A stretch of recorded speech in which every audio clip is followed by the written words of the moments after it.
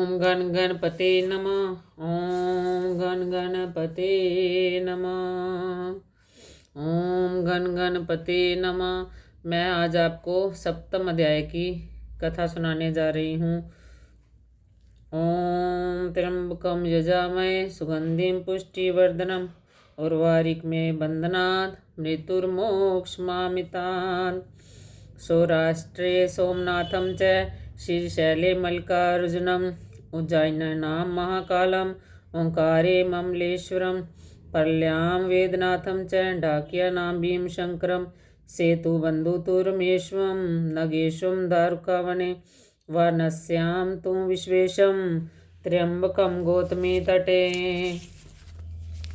हिमालय तु केदार गुश्मेशं च शिवालय एतानि ज्योतिर्लिंगानि सायं प्रातः पठन सप्तजन्म कृतं पापं स्मरणे विनश्यति। तत्पुरुषाय विद्महे महादेवाय धीमहि तन्नो रुद्र प्रचोदयात्। ये 12 ज्योतिर्लिंग के सुबह और शाम नाम लेने से हमारे 7 जन्मों के पापों का विनाश होता है। तो आगे 7वां अध्याय इस प्रकार है। कल आपने सुना कि धर्मराज के पास जब कुंडल और विकुंडल गए तो यमदूतों ने उनके सामने इनका खाता खोला, इनके जीवन का, इन्होंने जीवन में क्या किया है। तब उन्होंने देखा कि इनके जीवन का खाता खोलना तो व्यर्थ ही है, इन्होंने कोई भी जीवन में अच्छा कर्म नहीं किया है। तो तब चित्रगुप्त ने उनके जीवन के कर्मों का अवलोकन किया और कमंडल को महानरक में डाल दिया और विकुंडल को मधुरवाणी से बोलकर स्वर्ग में भेज दिया। जब स्वर्ग में भेज दिया तो तब महर्षि वशिष्ठ कहते हैं कि हे राजन, जिस समय देवदूत विकुंडल को आदर सहित स्वर्ग की ओर ले जा रहे थे, उस समय विकुंडल ने देवदूत से प्रश्न किया कि हे देवदूत, मेरी शंका का समाधान करो। देवदूत ने अत्यंत आदरपूर्वक कहा, बताइए महान आत्मा, आप क्या प्रश्न करते हैं। तब विकुंडल ने कहा कि मेरी समझ में नहीं आता, मेरे भाई को तो चंद्रगुप्त जी ने घोर नरक में भेजा है और मुझे स्वर्ग में क्यों। हालांकि हम दोनों ने जीवन में अनेक दुष्कर्म तथा घोर पाप किए हैं, मैंने भी घोर पाप किए हैं। वास्तव में मैं भी अपने भाई के समान घोर नरक का ही हकदार हूँ। तो तब देवदत्त ने आदर्शित कहा कि हे पुण्यात्मा, इस जो तथ्य में शंका नहीं है कि आपने अपने भाई के समान अनेक पाप कृत्य किए, परंतु साधारण पुण्य से भी मनुष्य का मृत्यु के पश्चात कर्म फल परिवर्तित हो जाता है। ऐसा ही आपके साथ भी हुआ है तथा आप स्वर्ग के सम्मानित अतिथि हो गए हैं।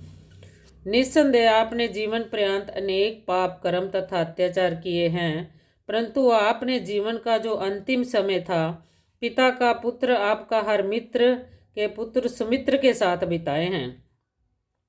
जिसका जीवन जो था ऋषि तुल्य था, वह यमुना के तट के निकट आश्रम में रहता था। वे वेद पाठ करता था तथा उसकी पवित्र ध्वनि जो थी आपके कानों में पड़ती थी। आपने उसकी निकटता में 2 बार मांग स्नान किया, जिस कारण आपके समस्त पाप नष्ट हो गए तथा स्वर्गलोक के हकदार बन गए। वैश्यपुत्र ने देवदूत से प्रश्न किया कि हे देवदूत, आप मुझे बताएं कि कौन कौन से काम श्रेष्ठ हैं। देखिए, वो अपने मित्र के पास जंगल में रहता था और जो उसका मित्र स्नान करता था उसी जल में वो स्नान करता था, और जो वो पाठ पूजा करता था उसके जो पाठ पूजा के शब्द थे उसके कानों में पड़ते थे। देखिए, उसके साथ ही ये स्वर्ग का हकदार हो गया। इतना महत्व है माँ के मास की कथा सुनने का और इसका स्नान करने का। तब वैश्यपुत्र ने देवदूत से प्रश्न किया कि हे देवदूत, आज मुझे बताएं, आप मुझे बताएं कि कौन कौन से काम श्रेष्ठ हैं जिसे सदगति प्राप्त होती है तथा किन कर्मों से मनुष्य नरक को प्राप्त होता है। देवदूत बोले, हे वैश्यपुत्र, अहिंसा ही समस्त धर्मों का मूल है। मांसाहारी अनेक प्रकार की पशु योनियों को सेवन करते हैं। जो भी मांसाहारी मनुष्य हैं वो जैसे जैसे है वो इसका सेवन करते हैं जिन जिन पशुओं का, और उसी उसी पशु योनि में उनको जाना ही पड़ता है। इसमें तो सोचने का एक रत्ती भर भी शंका नहीं है। इसलिए जो भगवान ने आपको दिया है, नींबू में खटाई है, मिर्च में कड़वा है, गुड़ में गन्ने में मिठास है, ये किसने डाली है? ये हम किसी भी मनुष्य ने, किसी साइंटिस्ट ने नहीं डाली इनमें। ये सारी भगवान की ही दी हुई है। इसलिए भगवान ने हमें ये इतनी अच्छी खाने की अच्छी चीज़ें दी है। जो चाहो खाओ, भर पेट खाओ। लेकिन अगर जो जो पशुओं का खाना है तो उसका सेवन करते हैं तो उनको दोबारा फिर उसी योनि में ही आना पड़ता है। तब व्यक्ति मनुष्य नरक को प्राप्त होते हैं जो कि मांस सेवन करते हैं। हिंसा करने वाले व्यक्ति के वेद पाठ, दान, तप, यक्ष आदि व्यर्थ जाते हैं। जो भी ये चीज़ें खाते हैं और उधर से दान वेद पाठ पढ़ते हैं, लेकिन उनका कोई फ़ायदा नहीं है। उनका ना वेद पढ़ने का फ़ायदा, ना उनका दान करने का फ़ायदा, ना कोई तप करने का फ़ायदा है। जब किसी जीव की आप हत्या करते हैं तो जब उनकी आवाज़ें सुनते हैं तो आपको वो तो जो होता है ना, रोंगटे खड़े हो जाते हैं। तो पता नहीं कौन सी आपको भगवान ने ऐसी शक्ति दी है जो ये काम करते हैं, उनके लिए बोला जा रहा है यहाँ से। ऐसा मनुष्य सद्गति प्राप्त कर ही नहीं सकता। इसलिए मनुष्य को चाहिए कि वह जीवों पर हत्या करे। सबसे पहला धर्म यही है। मांग, स्नान, व्रत, तप, जप तथा यथा योग्य दान करे, जिससे वह मृत्यु के पश्चात सद्गति को प्राप्त करके जन्म मरण के योनि चक्रों से छुटकारा प्राप्त कर सकता है। इति माघ मास महात्म 7वां अध्याय समाप्त। बोल उमापति महादेव की जय।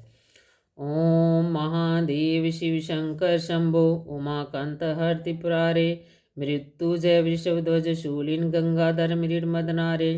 हर शिव शंकर गौरीशं वंदे गंगाधरमीशं, रुद्रं पशुपतिं मिशानं, काले काशीपुरनाथं। जय शंभो शिव गौरी शंकर जय शंभो। हर हर महादेव शंभो काशी विश्वनाथ गंगे। हर हर महादेव शंभो काशी विश्वनाथ गंगे। काशी विश्वनाथ गंगे, काशी अमरनाथ गंगे। हर हर महादेव शंभो काशी विश्वनाथ गंगे। ओम नमः पार्वते हर हर महादेव।